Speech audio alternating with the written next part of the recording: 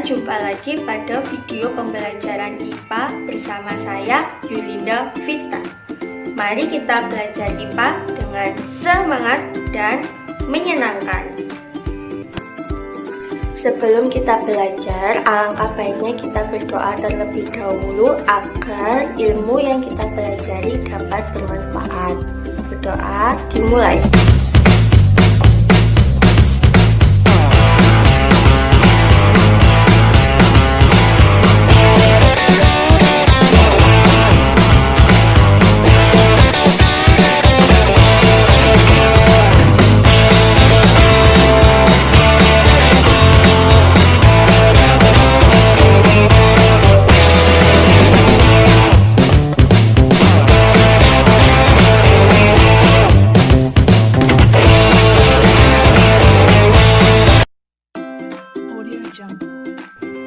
Kalian sudah melihat game sebelumnya. Ada seorang yang memindahkan kotak dengan cara didorong.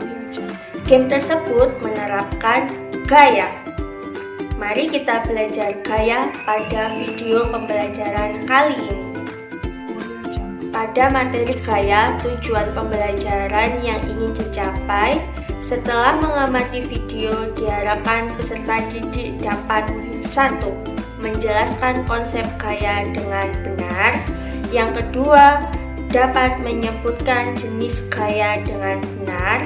Yang ketiga, dapat menentukan resultan gaya dengan benar. Untuk meningkatkan kecintaan kita terhadap Al-Quran, serta untuk menenangkan hati dan pikiran kita dalam menerima pembelajaran hari ini, kita masuk ke dalam sesi Quran Immunity. Kalian dibebaskan untuk membuka halaman pada Al-Quran secara bebas. Setelah kalian membuka halaman secara bebas, kalian temukan ayat dengan urutan 5 baris dari atas. Kemudian kalian baca ayat tersebut dan renungkan artinya. Kalian harus tahu bahwa hewan dan manusia dapat bergerak karena memiliki gaya otot. Lalu bagaimana dengan benda mati? Apakah dapat bergerak dengan adanya gaya? Kita akan menemukan jawabannya dalam video berikut. Apa itu gaya? Gaya adalah tarikan atau dorongan yang dikenakan pada suatu benda. Untuk lebih jelasnya, kalian bisa melihat gambar pada tayangan. Pada gambar tersebut menggambarkan ada seorang anak yang memberi gaya pada sebuah meja dengan cara ditarik dan didorong. Untuk simbol matematis gaya menggunakan simbol F. Apa alat ukur untuk mengukur gaya? Alat ukur yang digunakan untuk mengukur gaya adalah dinamometer. Untuk lebih jelasnya kalian bisa melihat pada tayangan. Lalu apa satuan gaya? Satuan gaya adalah Newton. Apa saja pengaruh gaya terhadap benda? Pengaruh gaya terhadap benda yang pertama, gaya dapat merubah bentuk benda. Semakin besar gaya yang dikenakan pada benda, maka semakin besar pula perubahan bentuk benda. Untuk contoh, kalian bisa melihat gambar pada tayangan.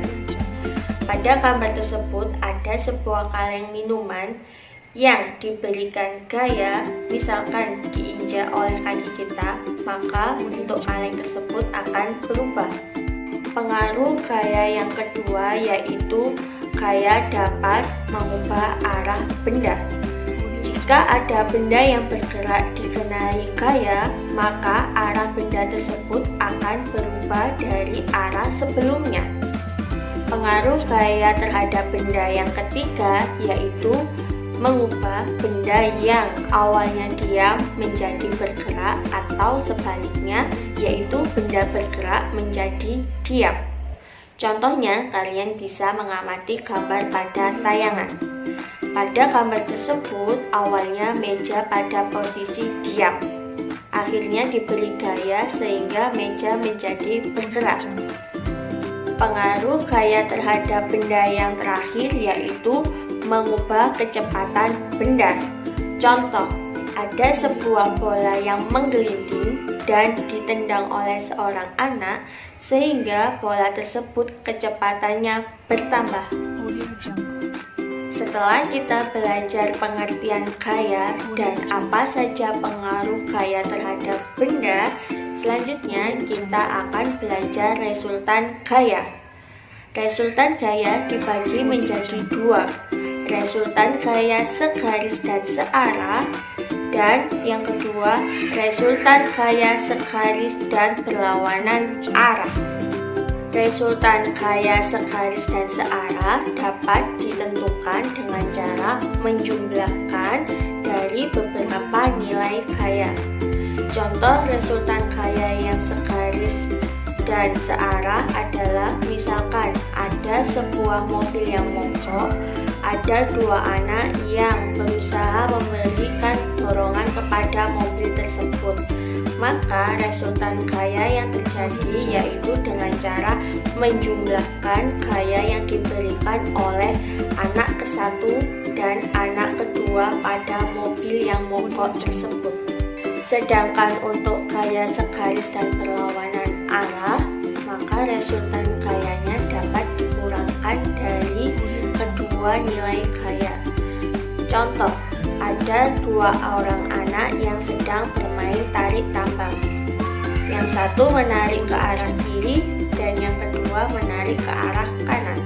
Maka resultannya yaitu dengan cara dikurangi antara nilai gaya pada anak ke-1 dan juga nilai pada gaya anak kedua.